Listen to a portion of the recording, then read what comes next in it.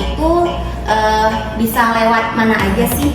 Karena layanan tatap muka, ada juga karena layanan non tatap muka. Karena itu tidak hanya untuk pelayanan administrasi, tapi kalau peserta mereka memerlukan untuk pengalihan informasi ataupun pengaduan, sebetulnya mereka bisa informasi tentang BKN atau apapun yang berkaitan dengan program BPJS Kesehatan itu sudah dengan mudah dapat diakses oleh peserta.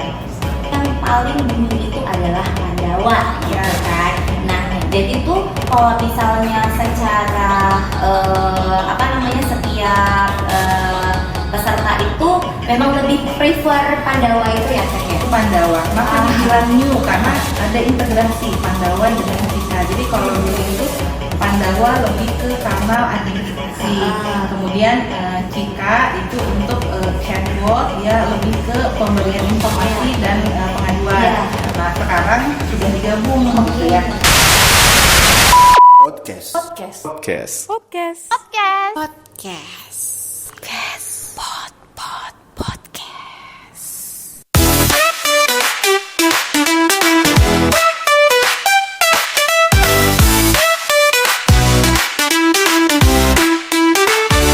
Nah, tadi kan kita udah cerita nih dari tujuan dari si Pandawa nih ya, Teh ya.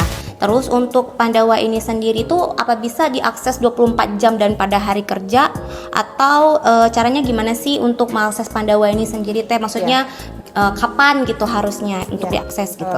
Seperti yang tadi disampaikan ya, Mbak Ume, untuk jam operasional Pandawa itu waktu akses pesertanya 24 jam. Oke, 24 jam ya. Kapan aja peserta akses. Kemudian linknya juga kita beri waktu maksimal 180 menit. Oke. Kadang kan peserta itu cuma akses terus misal lupa atau ditinggalkan. Ya udah dibiarin kita gitu ya. kasih waktu 180 menit untuk dia nanti melakukan pengisian, upload dan submit form layanan administrasi. Kemudian di Pandawa itu kita juga menggunakan mekanisme OCR dan face comparison atau face matching gitu ya. Jadi peserta yang kan di situ banyak form yang harus diisi. Ya, betul. Nah, kalau mereka sudah upload KK, itu udah otomatis OCR-nya bisa jalan. Jadi dia akan memfoto terus langsung ngisi ke formnya. Oh gitu. Walaupun misalnya ada aja yang yang tidak terbaca, tapi nggak terlalu banyak peserta ngisi untuk pengisian form di sana. Terus yang face comparison-nya untuk KTP, untuk memastikan benar nggak sih orang yang akses memang yang bersangkutan. Oke. Kemudian juga sudah kita adakan penyesuaian nomenklatur jenis pelayanan supaya mudah dipahami peserta. Jadi kita pakai bahasa yang kira-kira peserta pasti paham gitu. Jadi ya harapannya itu tadi ya, memudahkan peserta ya, Teh ya. Ih, canggih banget ya. Maksudnya tuh kan kalau dulu kita harus ngisi-ngisi ya, Teh, ngisi sendiri gitu, ngetik-ketik segala macam, capek gitu ya. Sekarang ini udah dipermudah banget loh sama BPJS Kesehatan, luar biasa ya. Terus aku mau tanya lagi nih, Teh. Layanan apa aja sih yang didapat sama peserta lewat Pandawa ini? Nah, ini juga sama Mbak Ume, jadi setiap kanal non tatap muka, terutama untuk yang layanan administrasi, itu fungsinya sama seperti di kantor cabang. Oke. Kecuali tadi fungsi rekonsiliasi ya, yang nggak bisa jadi ya. apapun bisa, pengaktifan, pendaftaran, perubahan, semua bisa dilakukan lewat Pandawa ya. Nah, terus aku mau nanya lagi nih, Teh. Kalau misalnya kita pakai layanan Pandawa nih, administrasinya itu harus asli atau boleh nggak cuma di foto atau scan-scanannya doang nih, Teh, tinggal kirim PDF, nah gitu tuh gimana, boleh nggak? Kalau untuk Pandawa, swafoto dan KTP itu wajib asli. Oh jadi gitu. Untuk memudahkan proses verifikasi yang OCR tadi. Iya, yang OCR tadi ya. Matching. Nah, kalau untuk dokumen pendukung lainnya itu boleh. Oh, berarti selain dari KTP itu boleh ya, kalau misalnya ada scan-scanan boleh ya? Asli, sisanya boleh. Yang sisanya boleh ya, Teh ya, berarti ya. Nah, selanjutnya, Teh, misalnya nih setelah berjalan nih, ada kendala nggak peserta dalam mengakses Pandawa ini? Nah, kalau untuk kendala peserta yang muncul biasanya itu terkait proses upload dokumen. Jadi tidak sesuai. Ada size-nya mungkin yang tidak sesuai ketika mereka upload. Kemudian kendala sistem ya udah pasti dan kesalahan pemilihan menu. Biasanya itu. Oh gitu ya. Kendala. Nah, tadi kan Teh Guri sempat mention masalah kapasitas ini ya. Apa sih pas kita upload itu tidak sesuai gitu kan. Nah, itu maksimal berapa megabyte atau kilobyte Teh biasanya? Kebetulan ini kita dapat infonya resolusi gambar dari resolusi minimal 1024 kali 746. Oh, berarti dari fotonya itu harus resolusinya segitu ya. Udah diatur dari catat pastian ya. Landscape gitu. Oke. Berarti permasalahannya yang sering ada di situ ya Teh ya. Oke deh.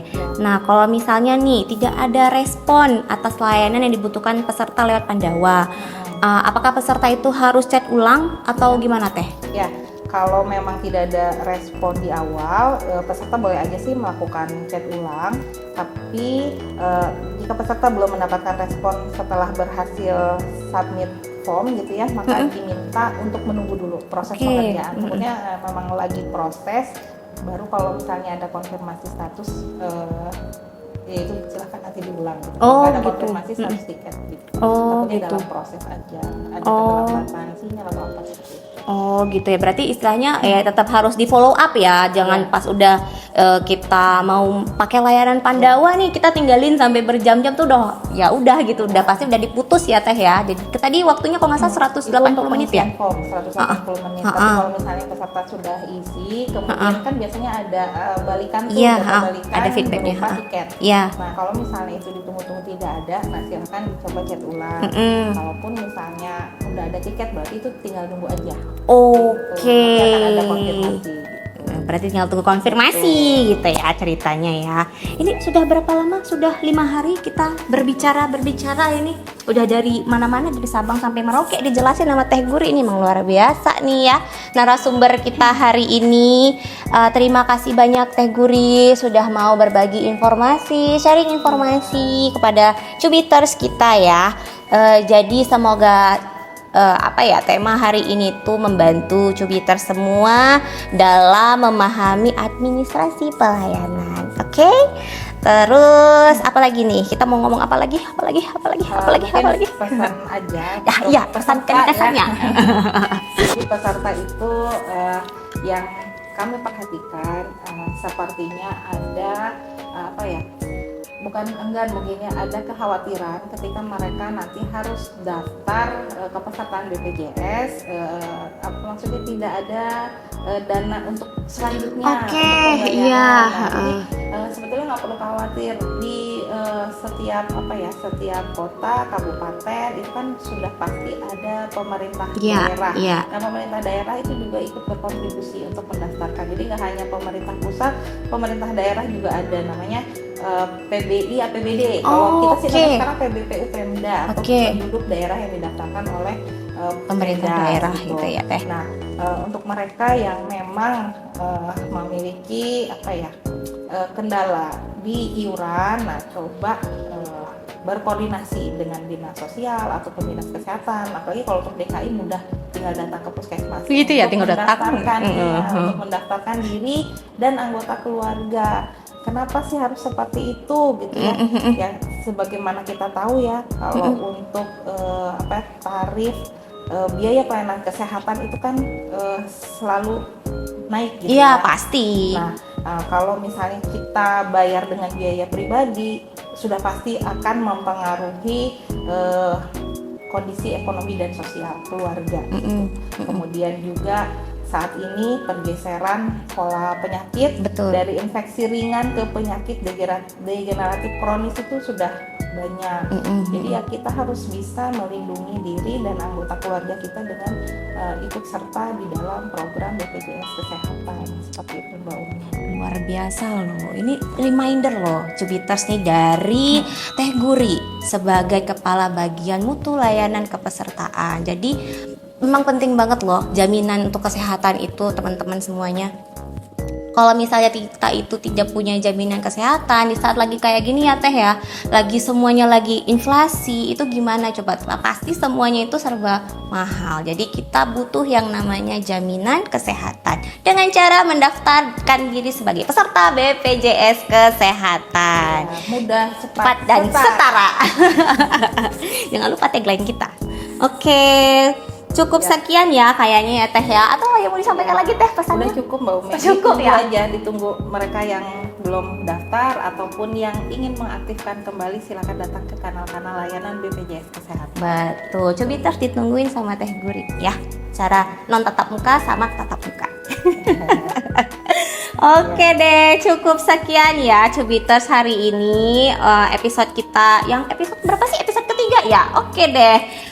Terus penjelasan dari Teh Guri ini detail banget, terus mudah dimengerti ya pastinya ya. Semoga bermanfaat dan jangan lupa untuk subscribe, nyalakan lonceng notif, follow dan share ke semua sosial media yang kalian punya. See you on the next episode. Bye bye.